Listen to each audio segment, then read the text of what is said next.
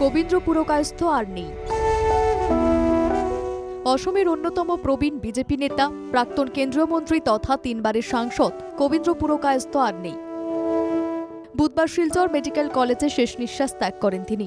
বয়স হয়েছিল 95 বছর। অসমে বিজেপির সংগঠন গড়ে তোলার ক্ষেত্রে অগ্রণী ভূমিকা পালন করেছিলেন শিক্ষকতা ছেড়ে সক্রিয় রাজনীতিতে আসা কবীন্দ্র। অসম বিজেপির পিতামহ বলে আখ্যায়িত করা হয় কবীন্দ্রকে। 1991 সালে প্রথমবার সাংসদ নির্বাচিত হন কবীন্দ্র। উত্তর পূর্ব ভারতে বিজেপির প্রথম সাংসদ ছিলেন তিনি।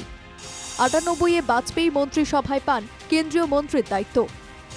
2009-এ হেভিওয়েট কংগ্রেস নেতা সন্তোষ মোহন দেবকে হারিয়ে তৃতীয়বারের মতো সাংসদ নির্বাচিত হন কবীন্দ্র। 1978 সালে আরএসএসের নির্দেশেই চাকরি ছেড়ে সক্রিয় রাজনীতিতে যোগ দেন তিনি। 80-তে বিজেপির প্রতিষ্ঠার পর প্রাক্তন প্রধানমন্ত্রী অটল বিহারী বাজপেয়ী অসমের দায়িত্ব দেন কবীন্দ্রকে। তখন থেকেই বাজপেয়ীর সঙ্গে তার ঘনিষ্ঠতা। বাজপেয়ীর অত্যন্ত স্নেহভাজন ছিলেন কবীন্দ্র পুরকায়স্থ। একাধিক গুরুদায়িত্ব পালন করেছেন বর্ণময় রাজনৈতিক কেরিয়ারে। বরাক উপত্যকার সার্বিক উন্নয়ন, শিলচর তথা বরাকের রেল সংযোগ, যোগাযোগ ব্যবস্থা এবং বিভিন্ন সামাজিক ইস্যুতে তার অবদান ছিল অনস্বীকার্য। সমাজের বিভিন্ন ক্ষেত্রে বিশেষ অবদানের স্বীকৃতি হিসেবে 2024 সেপ্টেম্বরে সাম্মানিক ডক্টরেট ডিগ্রি প্রদান করা হয় তাঁকে। 1931-এর 15 ডিসেম্বর তৎকালীন সিলেটে জন্ম হয়েছিল কবীন্দ্রের।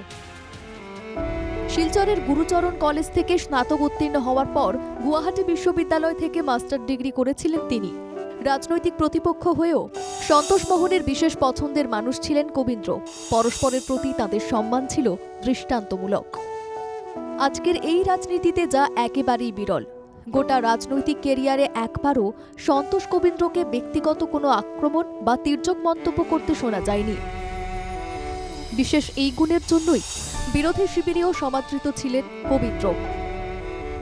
এমন উঁচু মানের একজন রাজনৈতিক ব্যক্তিত্বকে হারিয়ে তাই শোকাহত অসমের রাজনৈতিক মহল।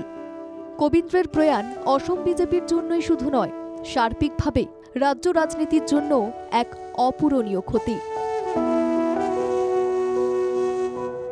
Bureau report, NKTV Bangla.